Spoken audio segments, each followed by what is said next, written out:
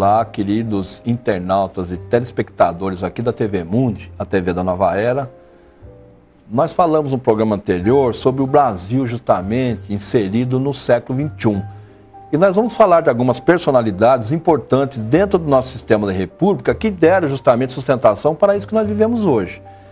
E a primeira personalidade muito importante dentro do regime republicano que nós vamos falar hoje é justamente o grande presidente Getúlio Dornelles Vargas, que nasceu em 1882, lá no Rio Grande do Sul, e faleceu em 1954, lá no Rio de Janeiro. É muito provável que na cidade que você mora tenha lá uma avenida, uma rua, uma praça, em homenagem ao presidente Vargas. Mas por que esse gaúcho que morreu há mais de meio século é tão lembrado ainda hoje?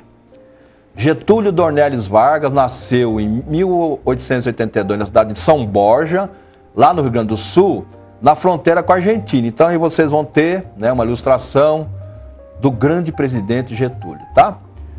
Ele foi deputado estadual em 1909, federal em 1923, ministro da Fazenda lá do governo Washington Luiz de 1926 a 27, e ele deixou o cargo lá justamente para concorrer ao governo do Rio Grande do Sul.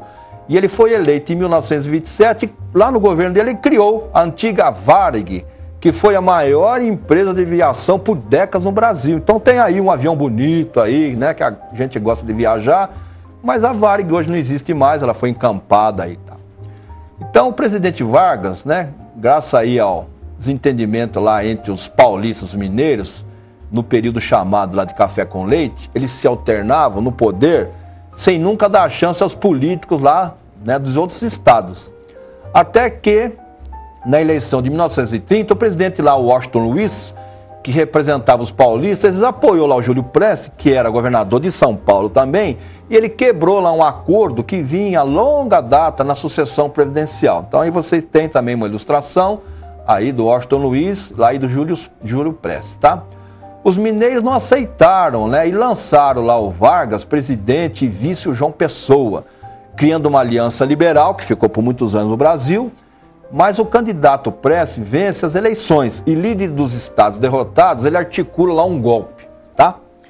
O assassinato de João Pessoa acaba sendo estopim para intensificar a revolução que foi instaurada no país em 3 de 10 de 1930, depondo lá o presidente, tá? E Vargas assume, com o apoio dos militares, um governo lá provisório. Então tem aí uma outra ilustração para vocês verem justamente a Revolução de 1930, tá?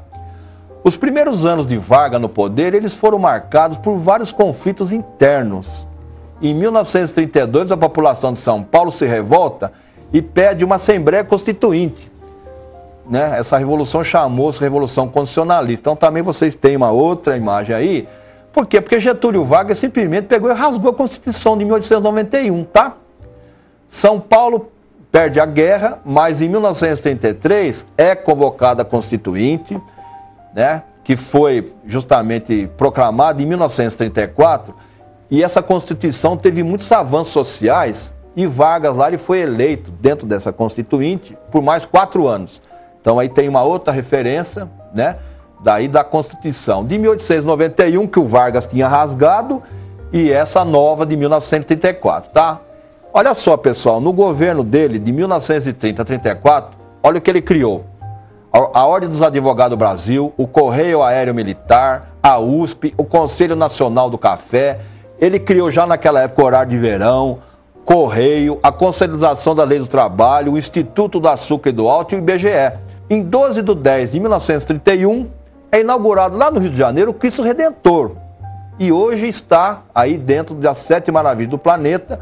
Ele foi um projeto lá do Heitor Silva, e naquela época foi aclamada a Nossa Senhora Aparecida como a padroeira do Brasil. Então tem aí uma imagem lá do Cristo Redentor bonita, que hoje é realmente um patrimônio aí justamente da humanidade, tá?